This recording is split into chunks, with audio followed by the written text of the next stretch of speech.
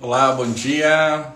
Vamos entrando, sejam todos bem-vindos.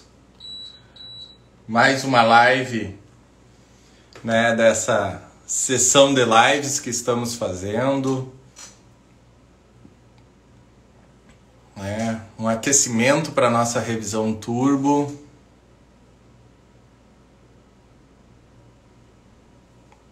Vamos aguardar a professora Luciana.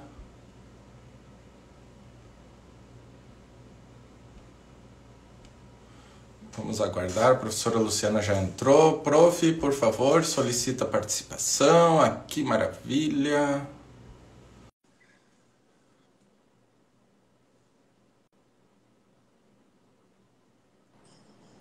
Bom dia! Bom dia, prof, tudo Tudo bem? bem, Henrique? E aí, sábado de manhã, como é que tá? Sábado de madrugada, praticamente. Pois então, né? É que, como a gente diz, né? Um esquenta para a OAB, tá chegando perto da prova, então eu digo o seguinte: está aqui com nós aqueles que realmente estão focados, aqueles que realmente têm um objetivo, né? E acredito que grande chance daqueles que estão aqui hoje conseguir. Eu acho que tu acordar cedo num sábado de manhã para estudar, para acompanhar lives, eu acho que quem faz isso tá no caminho certo, né, prof? É verdade, é verdade. Eu acordei cedo, 6:30 da manhã, dei eu uma revisada no conteúdo que a gente vai discutir hoje, né? Dei uma olhada, uma conferida no que caiu na prova, nessa última prova, e caiu bastante matéria de empresarial que diz respeito à transferência de estabelecimento, que tem alguns reflexos, né, do que a gente vai conversar. Então, e aí, depois que eu dei aquela rápida revisada, de uns 40 minutos, eu ainda saí para correr, né, Henrique? Porque eu preciso, assim, tem que dissipar a energia que fica nesse corpo.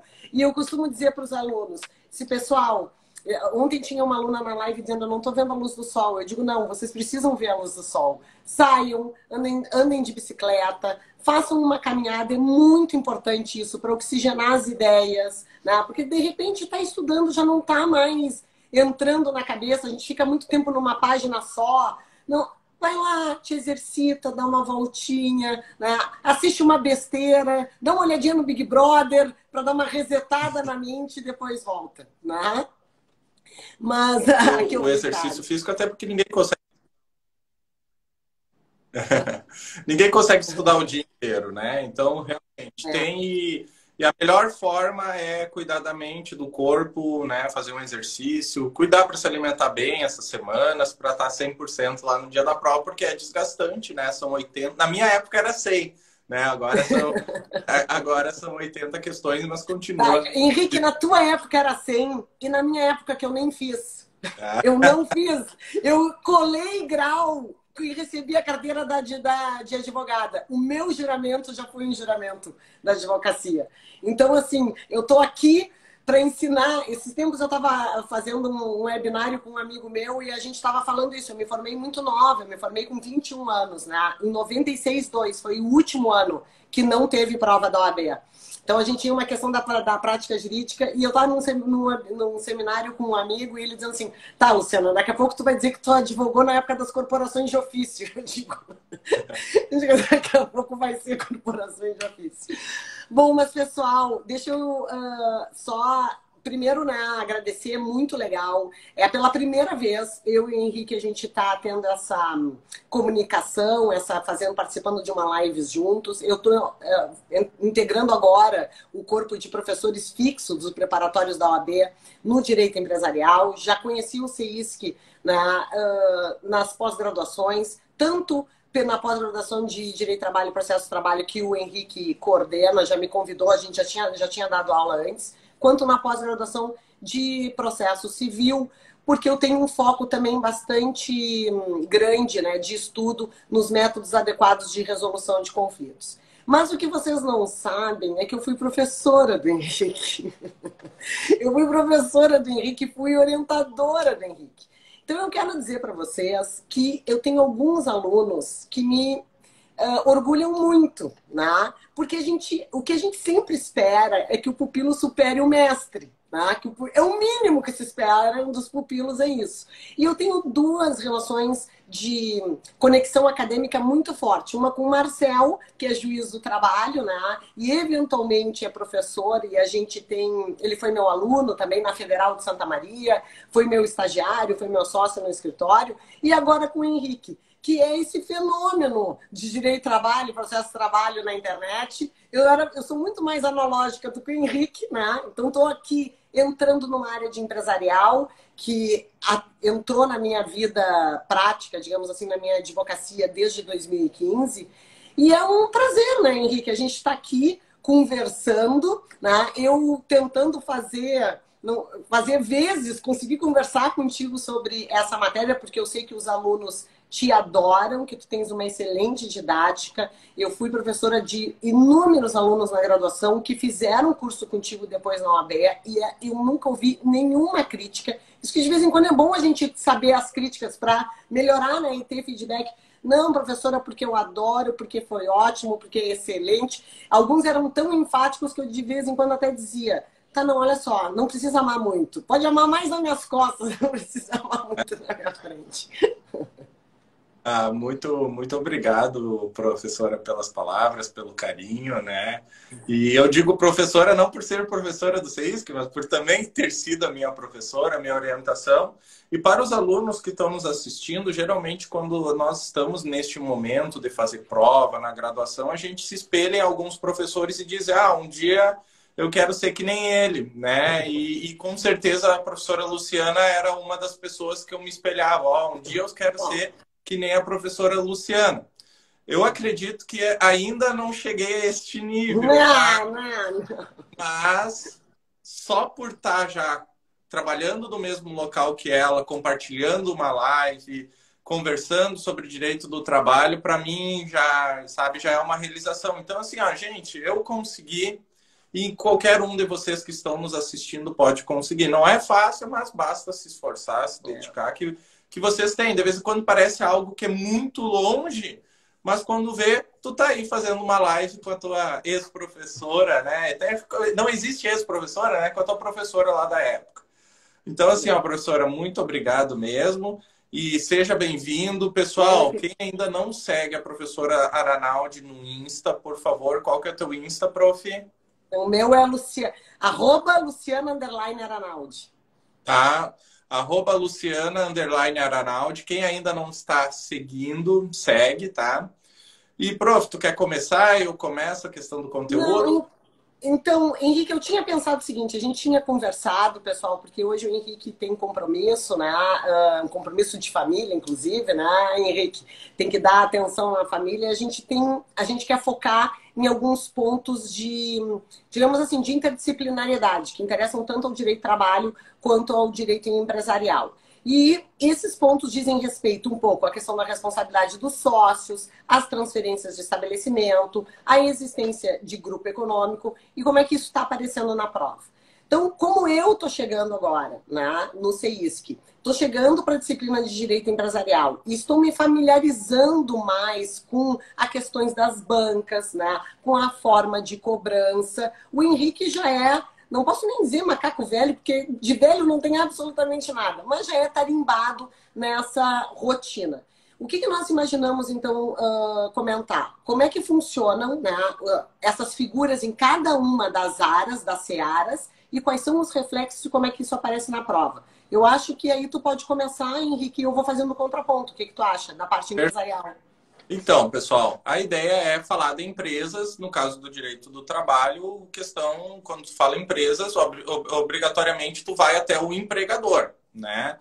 O empregador, gente, está lá no artigo 2º da CLT.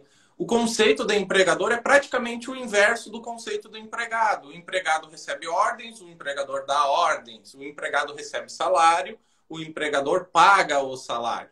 Então, assim, do conceito de empregador, um primeiro ponto que nós temos que cuidar no direito do trabalho é que o risco do negócio é exclusivo do empregador. Então, não pode haver uma transferência dos riscos do negócio para o empregado. Vocês têm que cuidar muito quando aparecer uma historinha triste para a empresa e transfere eventuais prejuízos para o empregado. Isto não é possível, tá?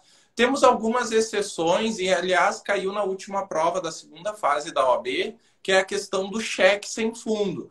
Mas, assim, ó, a transferência do prejuízo do cheque sem fundo para o empregado, o desconto, só pode acontecer se tiver previsão contratual do desconto, se tiver regras para aceitação e o empregado não cumprir essas regras. Então, Luciana, tu pode aceitar cheque, tá? Mas se tu aceitar cheque, tu tem que conferir se é da cidade, se é do titular, se tem mais um ano de conta, consulta SPC e Serasa. Eu só vou poder descontar da Luciana se ela não observar estes requisitos, tá? Outra questão que a gente trata do artigo 2º, e daí acredito que agora a professora Luciana vai poder contribuir com o direito empresarial, é o grupo econômico, tá? Gente, o que é o grupo econômico? É quando uma empresa, por uma questão estratégica, ela acaba se dividindo em várias outras empresas. Então, primeiro ponto, o grupo econômico são várias empresas, CNPJs distintos, não precisa ter o mesmo CNPJ, são CNPJs distintos, porém com uma afinidade, com uma subordinação de controle, tá? Então, a Unidal, por exemplo, ele resolve separar o CISC, ele vai fazer CISC OAB, um CNPJ, CISC concursos, CISC pós-graduação, CISC prática, CISC Enem.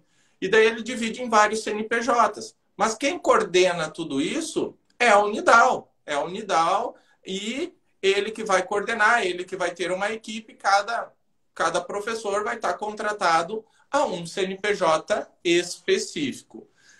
O que cai na prova da OAB sobre grupo econômico é geralmente saber este conceito, que isso é grupo econômico. Geralmente eles colocam para te confundir que isso não é grupo econômico, é consórcio de empresas. A última vez era consórcio de empresas ou grupo econômico. E a responsabilidade deles jogavam numa alternativa subsidiária, na outra solidária. Então vocês têm que cuidar que empresas do mesmo grupo econômico têm responsabilidade solidária. Eu e a professora Arnaldi somos contratados do CISC OAB. E daí acaba a prova da OAB e fecha o CISC OAB.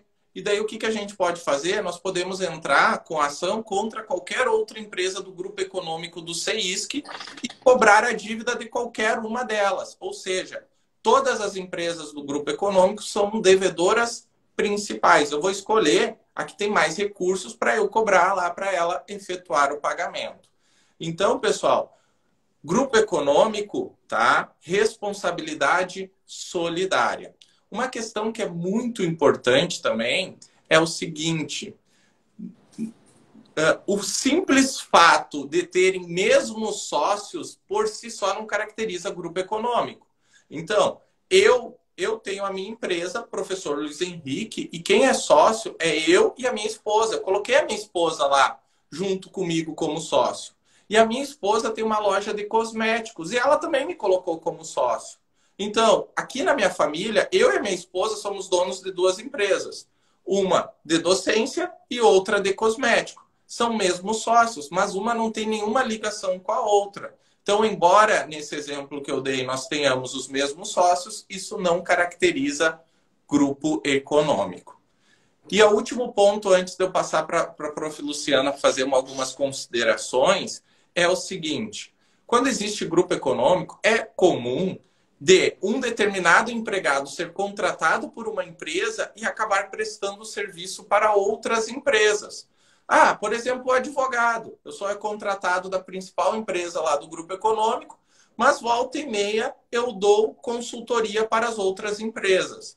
E daí, inclusive, isto já caiu na prova, perguntando: o Luiz Henrique vai ter vários vínculos ou um só?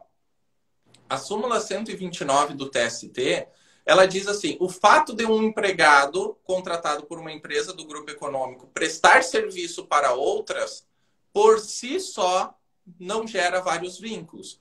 Então, o que a gente entende? Se eu, dentro do meu horário da empresa A, presto consultoria para as outras empresas, eu não vou ter vários vínculos, tá? Então, temos que cuidar essa súmula 129 do TST. Prof, alguma considerações? Não é. A teoria do empregador único, né? Gente, o que acontece com a ideia do grupo econômico? Então, o grupo econômico, quando a gente vai estudar no âmbito do direito empresarial, ele aparece nas sociedades anônimas, gente. E até, inclusive, a doutrina diz assim, olha, o conceito de grupo econômico é muito vago.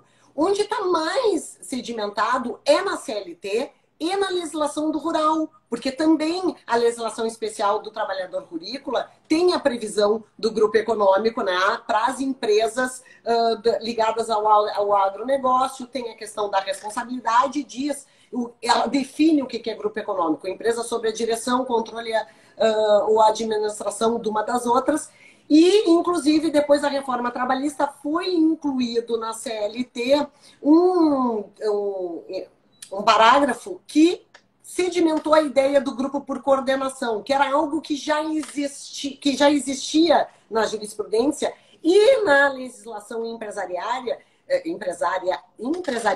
na legislação empresarial, é conhecido como os grupos, as empresas coligadas de fato, né? As sociedades de fato, o grupo econômico de fato. Então, essa sedimentação legislativa que diz respeito ao grupo por coordenação, e aí eu te digo o seguinte, né, Henrique, quando a gente começa a ensinar na graduação o que é grupo econômico por subordinação e grupo econômico por coordenação, que é essa interligação de interesses para um fim comum mesmo com a pluralidade de sócios, os alunos de vez em quando dão um tilt, né? Aí tu tem que explicar, olha, o que é grupo horizontal, o que é grupo vertical. Por que eu faço essas referências, então eu reforço? Porque a CLT ela é mais didática do que a legislação empresarial a esse respeito. Onde é que nós temos as figuras do grupo econômico? Onde é que se fala em empresa coligada e grupo empresarial? Se fala lá na lei da SA, a lei 6404 de...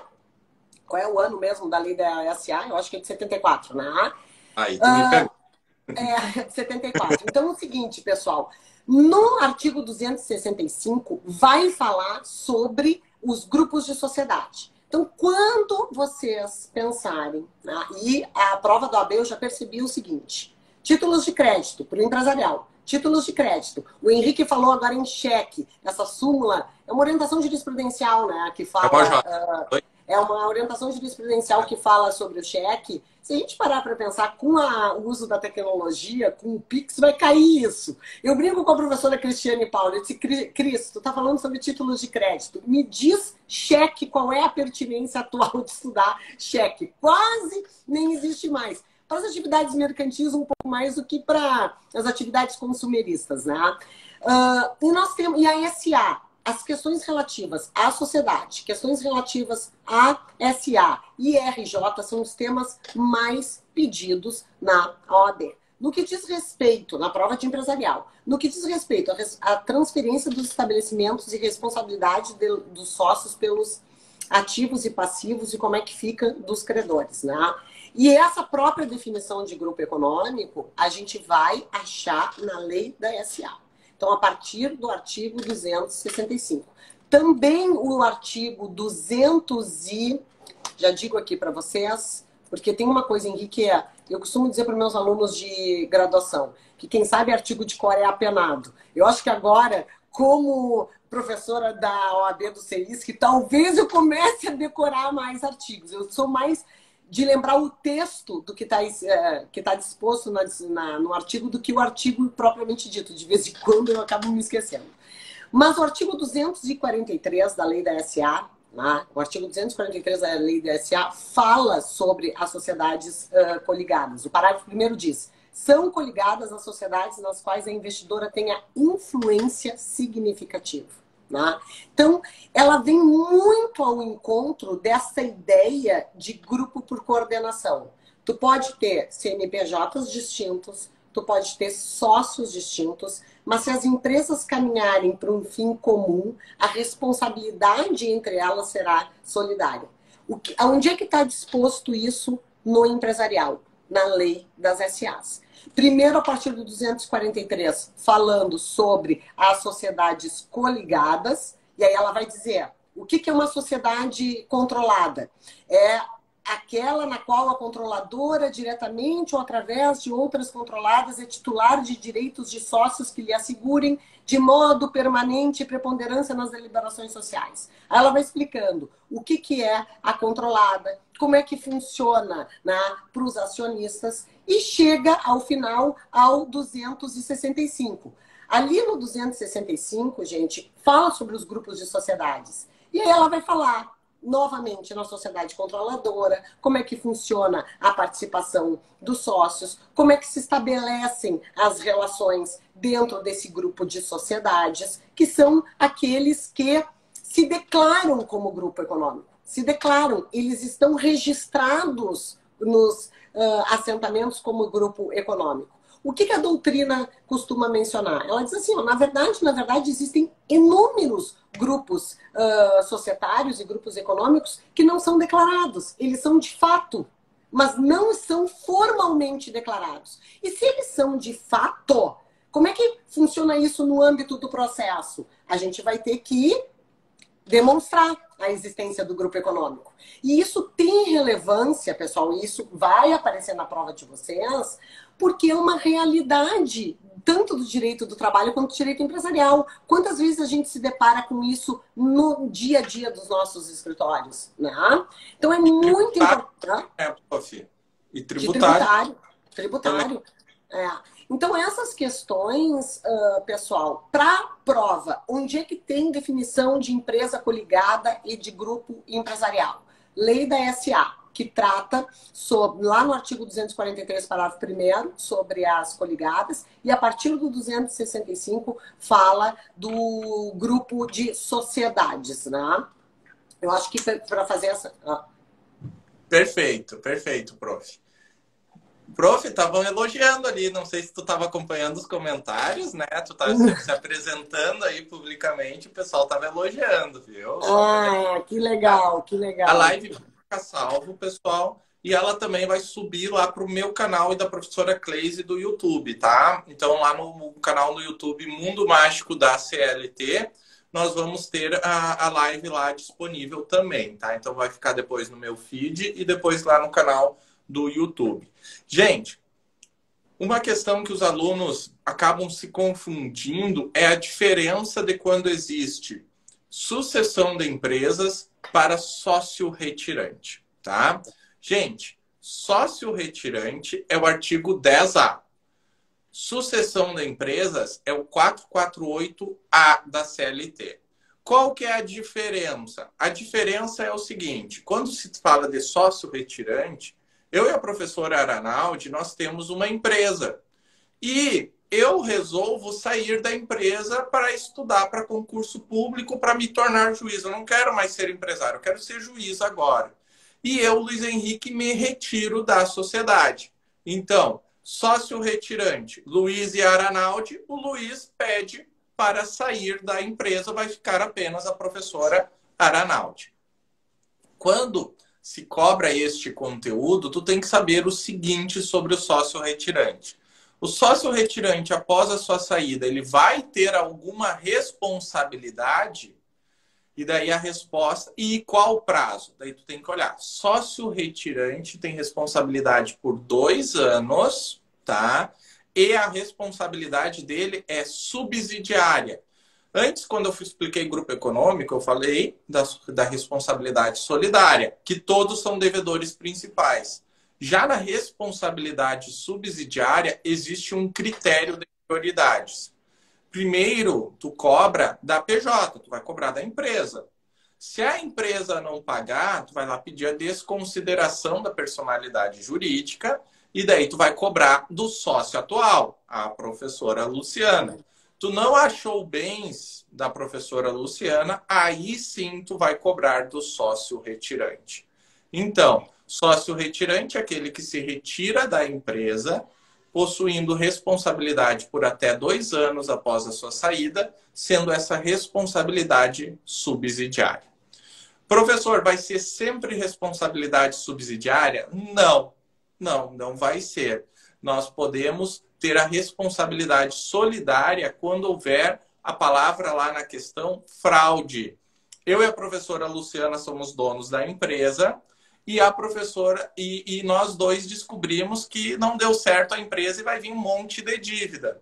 E daí transferimos todos os bens de pessoa, da empresa, da Luciana, transfere para o meu CPF e eu saio da empresa. Ou seja, eu saí da empresa porque eu sabia que ia vir cobranças.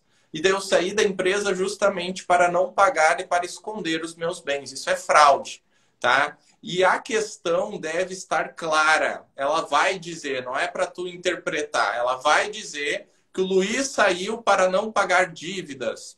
E quando caiu, por exemplo, quando já caiu, e caiu o seguinte, o Luiz saiu porque resolveu estudar para concurso. Isso não é fraude. Ele saiu porque queria um outro objetivo profissional. Quando for fraude, vai trazer, tá?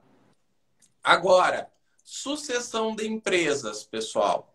Sucessão de empresas eu e a Luciana somos donos de uma empresa e vendemos a empresa para a professora Cris, lá de empresarial também. Uhum. Vendemos. Então, A e B vende a empresa para C.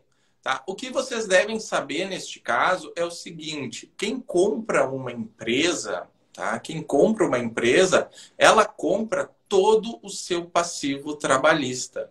Então, se os funcionários forem entrar com uma ação, eles já vão entrar com a ação contra e a responsabilidade dessa nova ação vai ser de quem comprou. Ah, mas professor, mesmo que não tenha trabalhado, mesmo que tenha trabalhado antes da sucessão, sim. Quem compra a empresa, compra o passivo trabalhista. Por isso que, geralmente, quando tu vai comprar uma empresa, geralmente se faz uma auditoria na empresa para verificar o que tem de dívida, o que tem de processos trabalhistas, o que tem de irregularidades trabalhistas, e tu larga isso no preço. Eu já acompanhei uma compra de uma faculdade quando eu lecionava e depois o novo dono ficou pé da vida, que deu uns problemas e ele acabou entregando o jogo. E ele falou o seguinte, olha, quando eu comprei eu paguei 8 milhões, eu dei 8 milhões para o antigo dono e ele me falou que tinha 4 milhões de dívidas, sendo que 2 milhões com vocês. Então a compra foi de 12, só que eu assumi esses 4 milhões de dívida. Por quê? Porque eu sou responsável ao comprar. Só que agora eu descobri que não é 4, é 10. O cara me escondeu um monte de coisa, mas só para vocês entenderem. Então, tu tem que colocar isso no peso. Então, pessoal, mesmo que tu não tenha trabalhado com o novo dono da empresa, a ação vai ser contra este novo dono e ele vai ser responsabilizado. Eu e a Luciana não vamos mais ter responsabilidade. Prof, antes de eu falar do artigo 10 e 448, que é a consequência disso no contrato de trabalho, eu queria ver para ti se tu quer fazer algumas considerações sobre essa. Então, pessoal, é que o Henrique começou a falar da compra da faculdade, comecei a rir, porque eu tenho um exemplo também muito parecido. O pessoal aqui está falando, né? Está dizendo que tem um ranço com o empresarial, que direito do trabalho é o máximo. O que eu posso dizer? Eu posso dizer que é verdade, o direito do trabalho. Oi. Mas empresarial são 5 questões que podem fazer toda a diferença na tua aprovação. Não, e outra coisa, pessoal, o que acontece, tá? Vocês precisam entender o seguinte, empresarial e direito do trabalho é o mesmo lado, são os lados opostos da mesma moeda. É a mesma moeda que tem dois lados, tá? E tem muita intercomunicação entre as disciplinas e na atuação profissional de vocês vão se deparar com questões, se vocês optarem por serem advogados trabalhistas, vocês vão ver que as empresas cada vez mais vai demandar, elas vão pedir consultoria, elas vão exigir um conhecimento de vocês nessa área do direito. Toda a vida, eu fui advogada trabalhista, pessoal, mas a minha área empresarial, por questões da vida, ela começou a expandir no meu escritório, e isso me obrigou a um estudo mais aprofundado, e eu estava comentando com o Henrique ontem, as relações de uma forma geral, elas estão mudando. Elas estão mudando. A CLT já não se encaixa mais em todas as questões, né? Já não é mais tão tranquilo assim entender quem é empregado, quem não é empregado, o que tem de aplicação de legislação civil, o que não tem de aplicação de legislação civil. O Henrique está aqui falando sobre responsabilidade do sócio retirante. A gente sabe que tem um artigo 1003 do Código Civil que fala sobre o prazo, né, de 2 anos, que depois desse período ele não fica mais responsável. A reforma trabalhista trouxe isso para dentro da CLT porque tinha muita discussão lá, diferente da funcionamento, digamos assim, tranquilo, da leitura e da interpretação tranquila do artigo 1003, que fala sobre a responsabilidade do sócio. Né? Então, especialmente no que diz respeito a essas transferências de estabelecimento, a gente também tem lá o artigo 1143 e todas as operações societárias, que diz respeito à cisão, fusão, transformação da empresa, né? Quais são os reflexos no âmbito empresarial e como é que se protegem os créditos de natureza tributária e de natureza trabalhista. E para não restar muita dúvida, né? E não ter um ativismo judicial tão forte, que isso sempre se falou dos tribunais trabalhistas, né? Os críticos da Justiça do Trabalho sempre disseram, o problema é que tem interpretações próprias, súmulas que são completamente contrárias às disposições do Código Civil no que diz respeito à matéria empresarial. Então a gente vai sedimentar essa discussão aqui. Então, sobre a responsabilidade do sócio, gente, tem até súmula do tribunal da nossa, aqui da 4ª Região. Eu tô vendo que tem um monte de gente de fora, né, Henrique? Tem uma súmula de jurisprudência da seção de execuções que fala, olha, a responsabilidade do sócio é pelo período de 2 anos, né, no caso de desconsideração da personalidade jurídica, que está disposta no artigo 50 do Código Civil. E ontem, com a professora Tatiane, eu falei muito sobre o artigo 50 e todos os requisitos que lá estão descritos, né? Porque ele mudou com a Lei da Liberdade Econômica e trouxe bem definido o que é confusão patrimonial, o que é desvio de finalidade para caracterizar fraude. Por quê? Porque lá no direito do trabalho, lá na CLT, né, lá na execução trabalhista, sempre se entendeu que a mera insolvência, e de vez em quando não bastava nem ser a mera insolvência, né? Já havia o redirecionamento direto para o patrimônio do sócio, era isso. Quando a gente fala de desconsideração da personalidade jurídica no âmbito civil, a gente fala de teoria maior e teoria menor.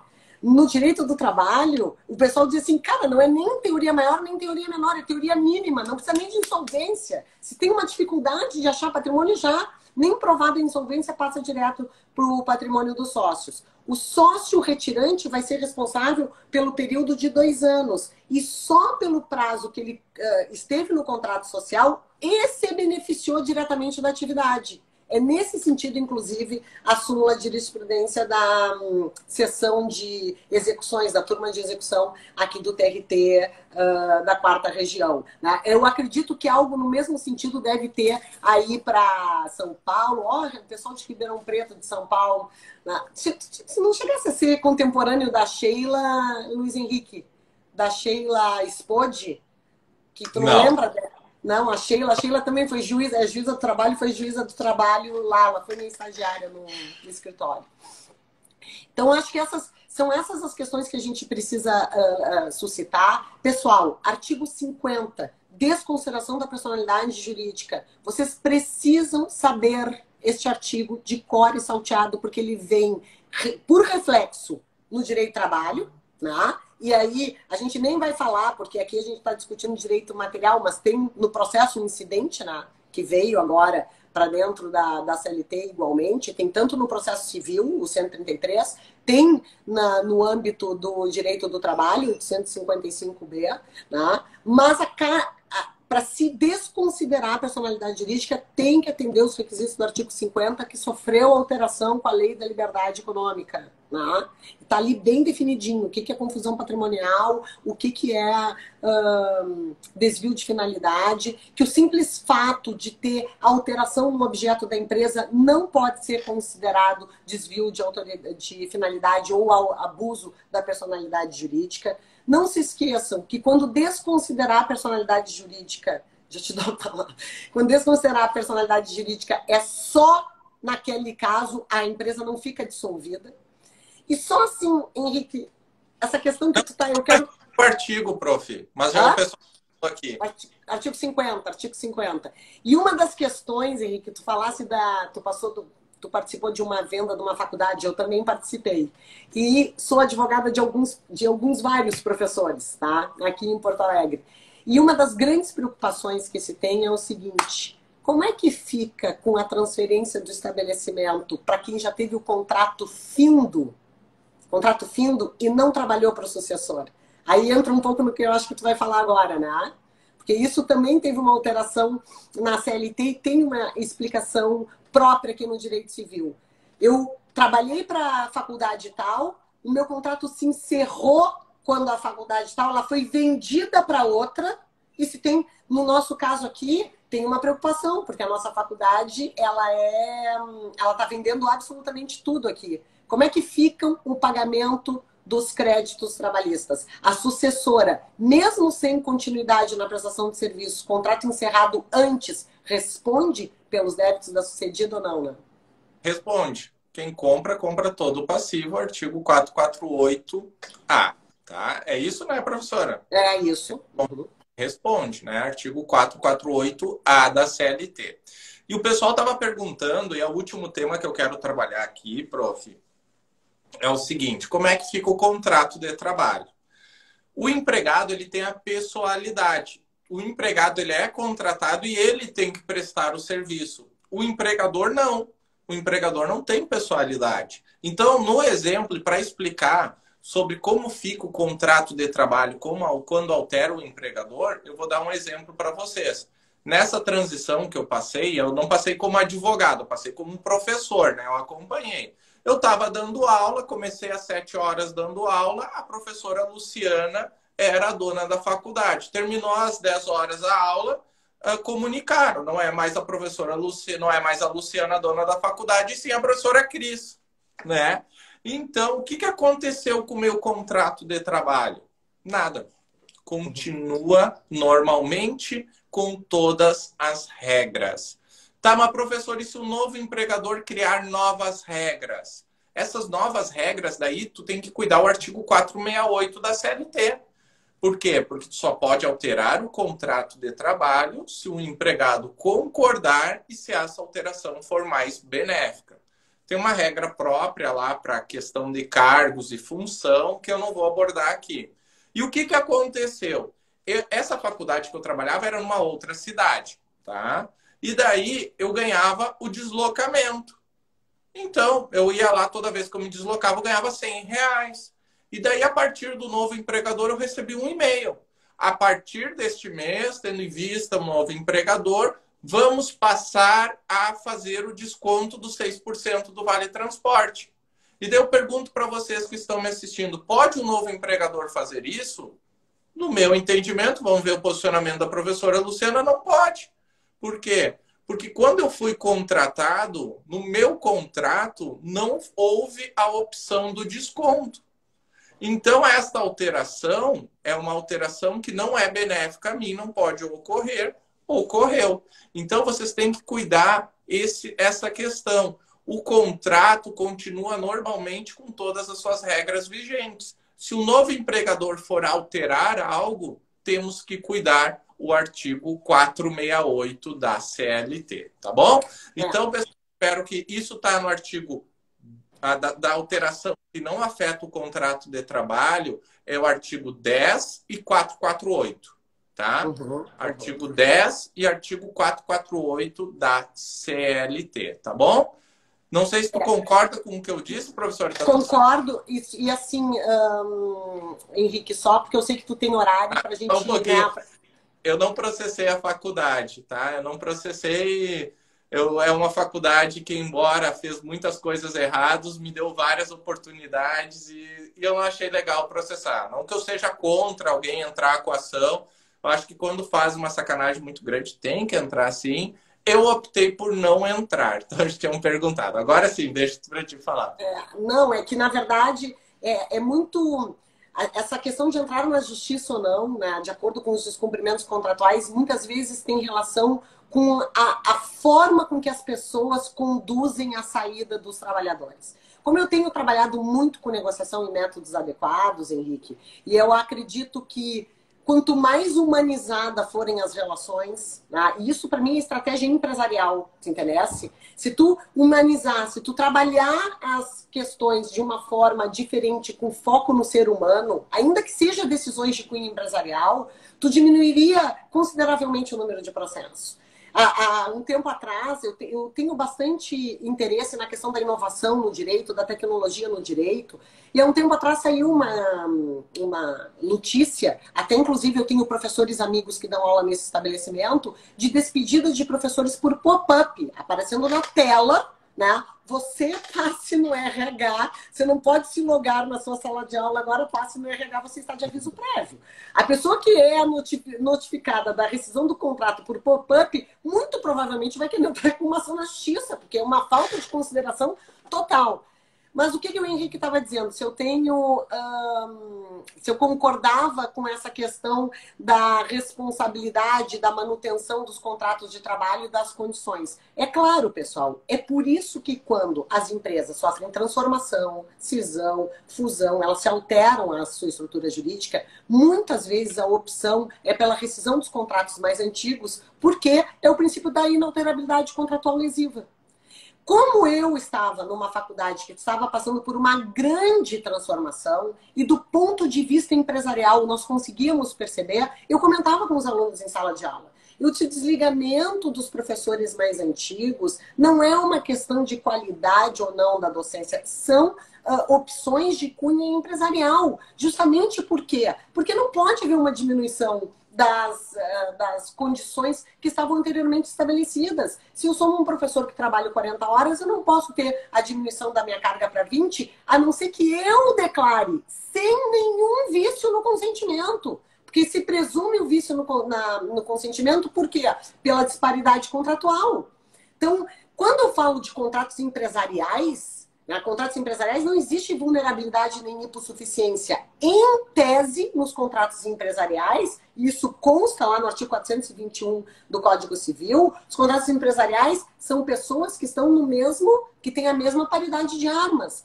Já nos contratos de consumo, nos contratos trabalhistas, essa paridade não existe. Então, poderia incluir o desconto de 6% do Vale Transporte? Não. Qual seria a alternativa? A alternativa, então, é a rescisão do contrato, se eu não posso diminuir essas condições, se a parte não declarar expressamente que concorda sem qualquer vício de consentimento, aí a gente entra em outra discussão, né, Henrique? Se é hipersuficiente, se tem nível superior, se pode... Aí é uma discussão maior, mais ampla, que também comunica com o direito do trabalho. Mas sim, concordo, né? Essa seria uma alteração...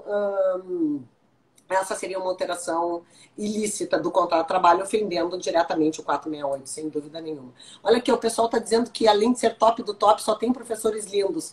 Ai, que bom! Eu fico até feliz, assim, não é inteligente, mas é bonito. Então, gente, olha, acredito que os temas que nós estávamos... que nós tínhamos colocado, né, que nós iríamos falar, todos foram trabalhados aqui. Empregador é um tema que cai muito, teve tanto em trabalho quanto em empresarial. Teve uma prova que caiu 2 questões, essa live já resolveu 2 questões em uma única prova. Se eu não me engano, lá do exame 26 ou 27 da prova da primeira fase.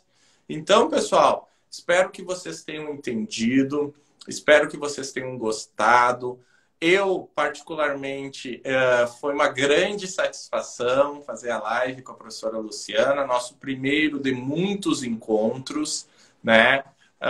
Muito obrigado, professora. A gente fica Eu te agradeço, Henrique. A gente fica com um pouquinho de receio de falar aqui, porque foi minha professora, será que eu estou falando certo? Daí bate o nervosismo, acho que saiu tudo bem. Então, gente... Muito obrigado. Passo para a professora Luciana se despedir, por favor. Gente, eu que agradeço, Henrique. Tu sabes, tu és um fenômeno, né, do CEISC, os alunos te adoram. Tu és um grande escritor de obras, uma máquina. Eu até fico com uma inveja, porque eu não consigo escrever nada, não dá tempo, sou uma operária. Então, ali, sempre recebendo, eu vejo os alunos tudo te marcando. Eu disse, indico os teus livros, né? E aquilo que eu te disse antes, quando a grande questão da docência, para mim, é poder inspirar. E é uma satisfação, realmente, de coração. É uma satisfação a gente ver que aquelas pessoas que passaram pelos teus bancos... E eu ainda me lembro de ti, Henrique. Eu me lembro que eu te orientava lá no escritório, né? Então, fórum.